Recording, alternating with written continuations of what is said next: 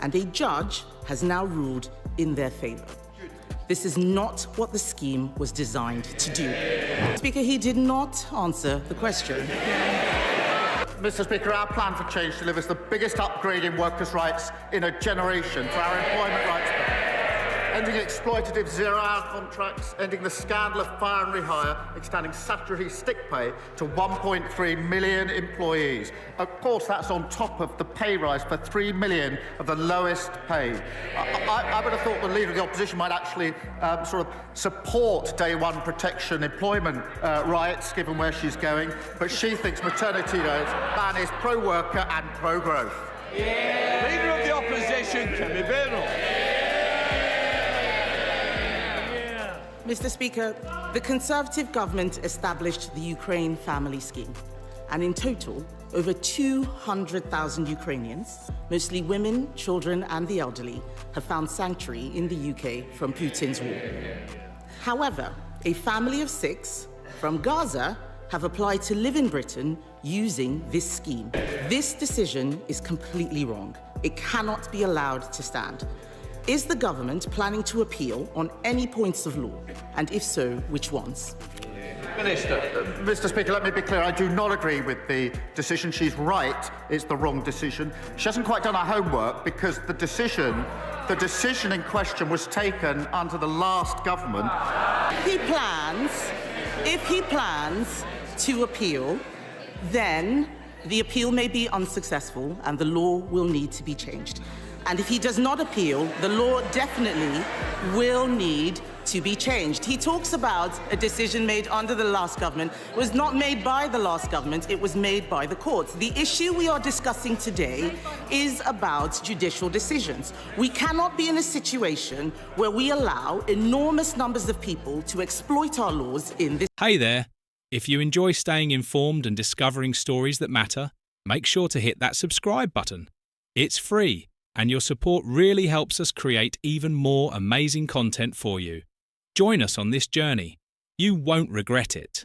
The latest session of Prime Minister's Questions, PMQs, was nothing short of explosive, with heated exchanges, relentless questioning, and growing frustration from all sides. From the outset, it was clear that Prime Minister Keir Starmer would be under intense scrutiny, as the opposition pressed him on a range of critical issues, particularly immigration policy, judicial rulings, and the broader question of government accountability. However, what transpired left many in the chamber, and the public watching at home, stunned, as Starmer's responses appeared evasive, and the opposition seized on every opportunity to highlight perceived weaknesses in his leadership. One of the most controversial issues raised during the session was a recent court ruling that allowed a family from Gaza to settle in the UK under a scheme originally designed for Ukrainian refugees. The opposition wasted no time in demanding answers, asking whether the government planned to appeal the ruling and, if not, whether legislative action would be taken to close the legal loophole that permitted it. A simple yes or no answer would have sufficed, yet Starmer opted for a more circuitous response, referencing previous government policies and existing legal frameworks rather than providing a direct answer. Beyond immigration, economic concerns also loomed large in the session. A recent court ruling on car loans had created panic in the financial sector, with lenders being found guilty of failing to disclose commission payments, potentially leading to billions in compensation payouts. Such a ruling had serious implications for market stability, yet the government's response remained unclear. When questioned about how his administration planned to handle the fallout, Starmer once again avoided giving a direct answer, prompting fresh criticism about his government's ability to respond to economic crises with clarity and urgency. The Prime Minister also faced scrutiny over his handling of human rights law, particularly in relation to judicial rulings that some argued undermined national sovereignty. The opposition pressed him on whether he would support legislation that might conflict with international legal frameworks if it was in the national interest. However, instead of providing a firm response, Starmer appeared visibly irritated and accused his opponents of misrepresenting the issue.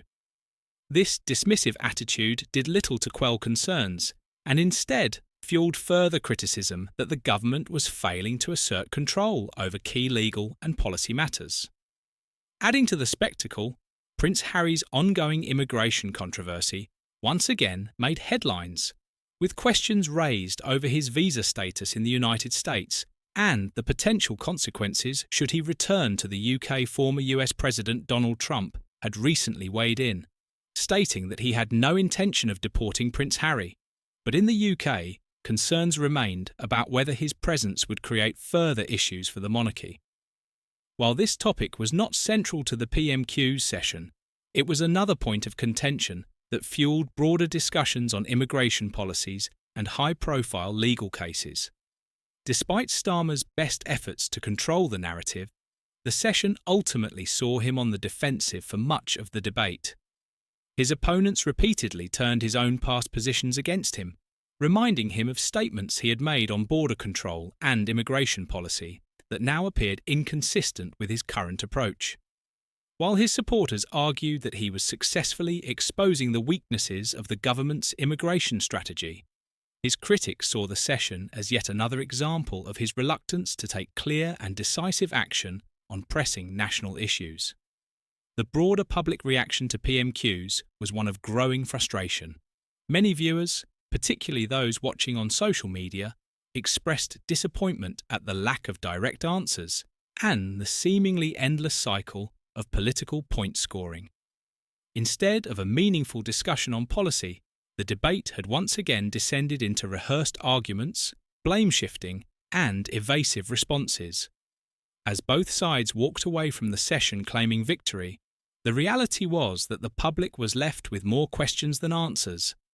The key issues of immigration policy, judicial intervention, economic instability, and national security remained unresolved, with no clear direction from the government on how it planned to tackle them.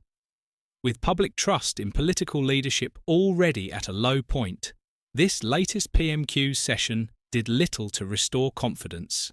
Instead, it reinforced the perception that British politics is stuck in a loop of grandstanding and deflection, with leaders more focused on political manoeuvring than on delivering real solutions. The question now is whether future sessions will bring greater clarity, or if the frustration witnessed today will continue to grow.